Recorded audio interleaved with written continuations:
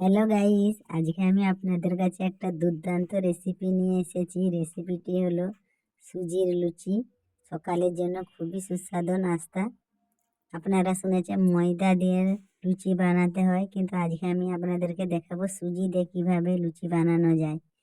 প্রথমে আমি 1 কাপ প্লেটের মধ্যে সুজি নিয়েছি, আর 1 কাপ ময়দা নিয়েছি, পরিমাণ মতো লবণ নিয়েছি।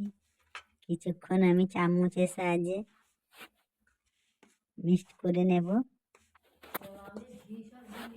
ভালোভাবে মিক্সড করে নিতে হবে।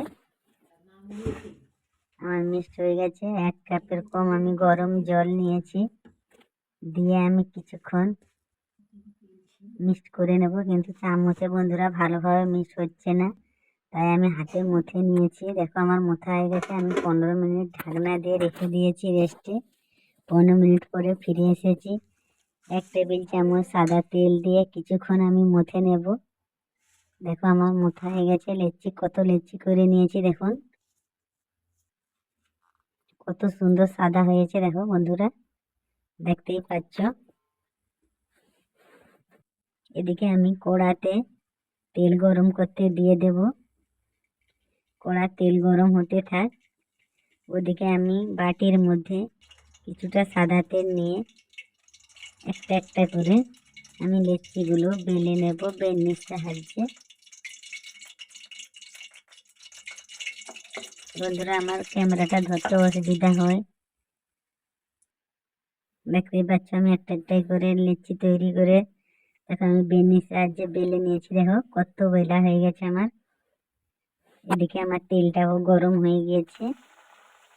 একটা দিয়ে আমি ট্রাই করে দেখবো তেলটা প্রকৃত গরম হয়েছে নাকি। কিন্তু বন্ধুরা, তেলটা গরম হয়ে গেছে, তাই দেখতেই পাচ্ছ কত সুন্দর ফুলে গেছে। এইভাবে আমি একটার পর একটা ভেজে নেব। বন্ধুরা, বাড়িতে ট্রাই করে দেখবে, খুব সুস্বাদু খেতে। ভালো লাগলে অবশ্যই শেয়ার করে দেবেন। দেখতেই পাচ্ছ বন্ধুরা